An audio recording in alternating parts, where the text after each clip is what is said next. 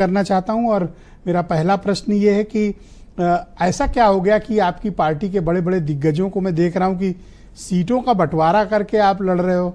ऐसा क्या हो गया कि इस बार की रणनीति बीजेपी की थोड़ी बदली हुई है? कोई सबक लिया आपने क्या?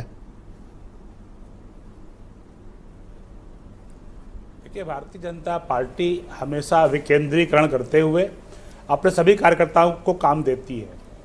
अब जो 10 विधानसभा सीटों के उपचुनाव होने जा रहे हैं, उसमें हमने अभी अपने सभी नेताओं को अलग अलग सीटों पर जिम्मेदारी दी हुई है।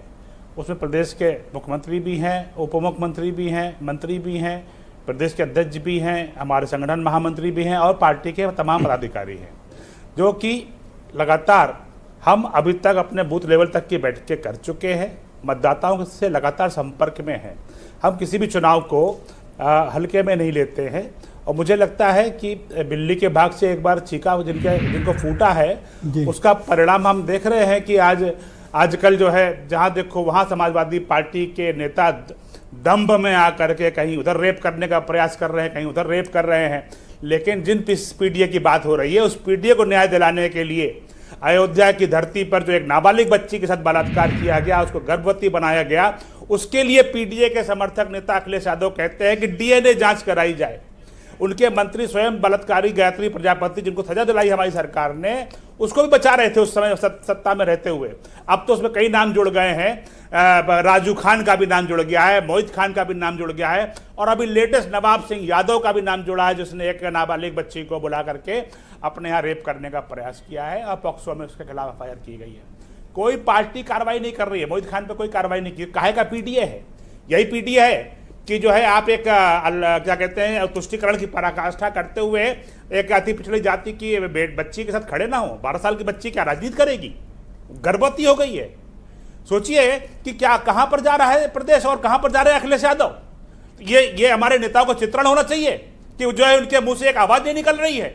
हम देख रहे हैं किस तरीके से जो है हिंदुओं का दमन हो रहा है, आग जलाए जा रहे हैं, मारे जा रहे हैं। बांग्लादेश में तुष्टिकरण की पराकाष्ठा करते हुए किसी अखिलेश यादव ने या राहुल गांधी ने एक शब्द भी नहीं निकाला कि वहां के हिंदू मर रहे हैं तो मरने दें। गाजा पे फिलिस्तीन पे आक्रमण हो रहा है, दुखद हो रहा है, वहां पर आवाज निकलती है क्योंकि तुष्टिकरण को मजबूत करना है।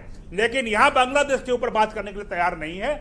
यह सबसे बड़ा एक जो है जी मैंने एक सवाल खड़ा किया है। आप किन मुद्दों के आधार पर इस बार बाई इलेक्शन में जा रहे हैं और क्या आपके प्रत्याशी तय हो गए हैं?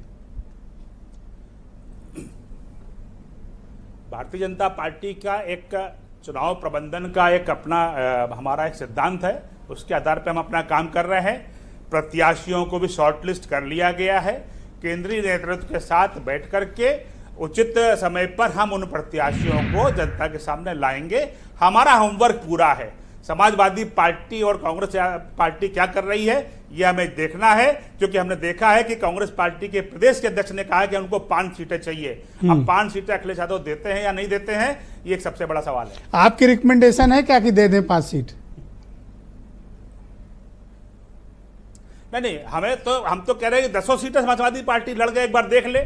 उसका जो झूठ का मुलम्मा जो चढ़ा था लोकसभा में, जिस तरीके से दलितों पे और उस पे उन्होंने जो चला दिया, उसका दिख रहा है आज कैसे। अच्छा, मैं देख रहा हूं कि अयोध्या को आप लोगों ने कुछ ज्यादा ही अपनी इज्जत से जोड़ लिया है। कि विधानसभा 2022 के विधानसभा चुनावों में भी इनको लगा कि हम चुनाव जीत करके आ रहे हैं और इन्होंने कहा कोई मेरे पेशाब से दिया जलेगा, कहीं पे कुछ जलेगा और जनता खड़ी थी इन लोगों ने। उसका परिणाम जनता ने 2022 में दिखाया है और 2027 में इनको फिर दिखाएगी। ऑलराइट, शुक्रिया आपका, हमारे साथ जुड़े रहिएगा। मैं मनोज काका को आमंत्रित करता हूं, समाजवादी पार्टी के प्रवक्ता हैं। मनोज जी, स्वागत आप।